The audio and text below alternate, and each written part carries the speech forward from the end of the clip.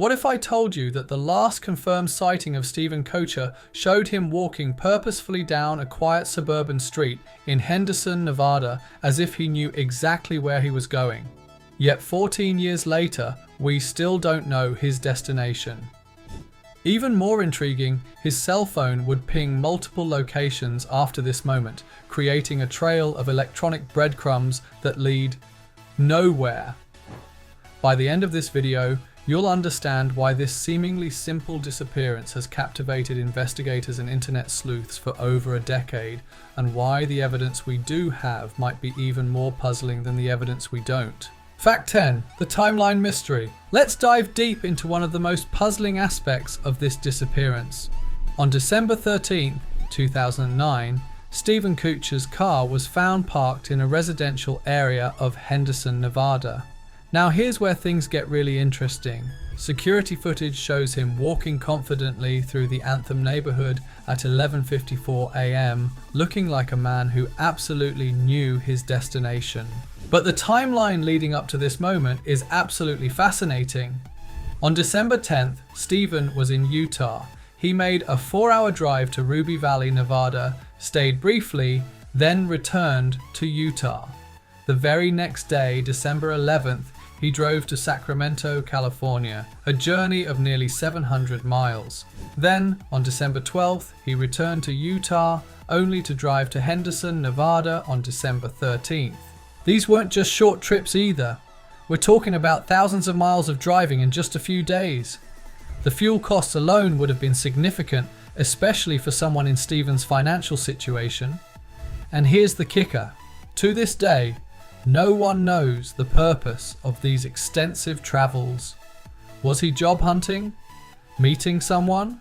Following a lead on a business opportunity? The questions just keep multiplying. Fact 9. The job search. Steven was a thoroughly ambitious young man whose life story reads like a classic tale of American determination. After graduating from Brigham Young University with a degree in journalism, he moved to St. George, Utah, pursuing new opportunities. Despite his excellent education and strong work ethic, Steven found himself caught in the aftermath of the 2008 financial crisis. He'd been working various jobs, including newspaper delivery and part-time marketing work, showing incredible resilience in the face of economic challenges.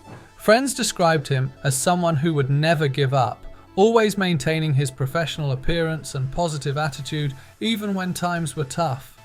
He was constantly networking, attending job fairs, and following up on every possible lead. What's particularly fascinating is that in the weeks before his disappearance, Steven had been especially active in his job search. He'd updated his resume, reached out to numerous contacts, and seemed more optimistic than ever about his prospects.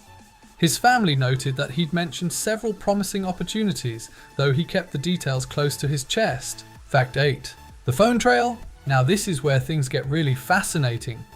Steven's cell phone activity in the days leading up to his disappearance creates a technological breadcrumb trail that would make any detective's head spin. From December 10th to December 13th, his phone pinged towers across multiple states, creating a pattern that seemed both purposeful and puzzling. Let's break down these pings. On December 13th alone, his phone connected to towers in Henderson from 11:54 a.m. to 5:07 p.m. Think about that. Hours of activity after the last security camera footage. Each ping represents a moment in time, a potential clue, a piece of this incredible puzzle. Even more intriguing are the patterns of communication. In the days leading up to December 13th, Steven's phone showed regular patterns of calls and texts. But here's the twist. After 5:07 p.m. on December 13th, all activity ceased. It's as if someone simply flipped a switch. Fact 7. The last communications. The final text messages and calls from Steven's phone paint a picture of normalcy that makes his disappearance even more perplexing. In his last conversations with family members, he discussed Christmas plans, talked about potential job opportunities, and maintained his characteristically optimistic tone. His final text message to his sister discussed Christmas arrangements, a normal, everyday conversation between siblings. There were no red flags, no hidden messages, no signs of distress, just regular family communication. This ordinary nature of his last communications has become one of the most discussed aspects of the case. What's particularly fascinating is that Steven had been actively maintaining his relationships right up until his disappearance. He'd been in regular contact with his parents, siblings, and friends. He'd even been planning to attend upcoming family events. The abrupt end to these communications stands in stark contrast to his usually reliable nature. Fact 6. The car contents. Inside Steven's car, investigators found a treasure trove of personal items that tell us so much about his character. There were Christmas presents he'd planned to give to his family, not just hastily bought gifts, but carefully selected and personally wrapped presents. These weren't the actions of someone planning to disappear. The car also contained his personal planners, work documents, and other belongings. Everything was organized and maintained in his typically meticulous fashion. His wallet was missing, but he'd left behind other valuable items. The car itself was parked legally and carefully, showing consideration even in this final known action. What makes this especially interesting is that Steven's car contained enough gas to return to Utah. His personal effects were arranged as if he expected to return. Even his favorite jacket remained in the vehicle, despite the December chill. Fact 5. The community response. The response to Steven's disappearance was absolutely extraordinary. Within days of realizing he was missing, hundreds of volunteers mobilized across multiple states. The community effort spanned from St. George, Utah to Henderson, Nevada, covering vast stretches of desert and urban areas. Search teams utilized cutting-edge technology, including drones and specialized search equipment. Local businesses donated resources, printed flyers, and provided support to search teams. The media coverage was extensive, with both local and national outlets picking up the story. What's particularly touching is how the community has maintained its commitment over the years. Annual awareness events continue to be held. Online communities dedicated to solving the case remain active. The determination to find answers has never wavered. Fact 4. The digital footprint. Steven's computer and online activity revealed something fascinating. A digital diary of someone actively working to build a better future. His browser history showed countless hours spent researching legitimate business opportunities. He'd been looking into marketing positions, sales roles, and various entrepreneurial ventures. His email correspondence revealed someone who was professional, articulate, and determined. He'd been sending out resumes, following up on job applications, and networking with industry contacts. There were no signs of any suspicious online activities. What's particularly interesting is that Steven had been researching various locations in Nevada and California, areas that corresponded with his travel patterns in the days before his disappearance. Was he following up on job leads, meeting with potential employers? The digital trail provides clues but no definitive answers. The witness accounts. Multiple residents of the Anthem neighborhood reported seeing someone matching Steven's description that morning. Each account adds another layer to this fascinating puzzle. Witnesses described him as well-dressed, carrying what appeared to be papers or a portfolio, and walking with purpose. One witness noted seeing him check his phone, suggesting he might have been confirming an address or receiving directions.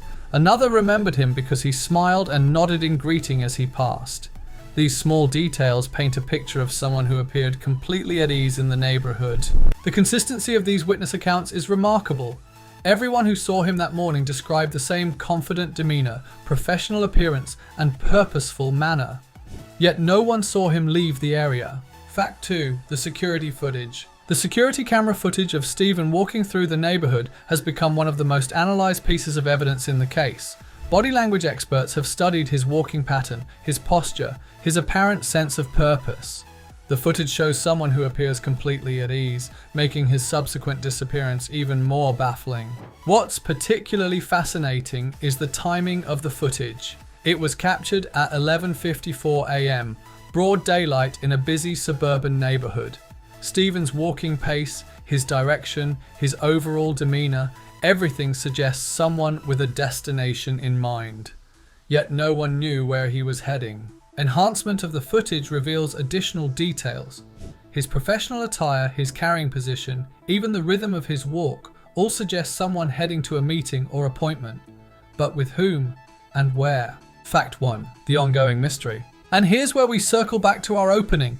That purposeful walk down the suburban street remains the last confirmed sighting of Steven Koecher. Despite 14 years of investigation, countless searches, and numerous theories, we still don't know his destination that morning.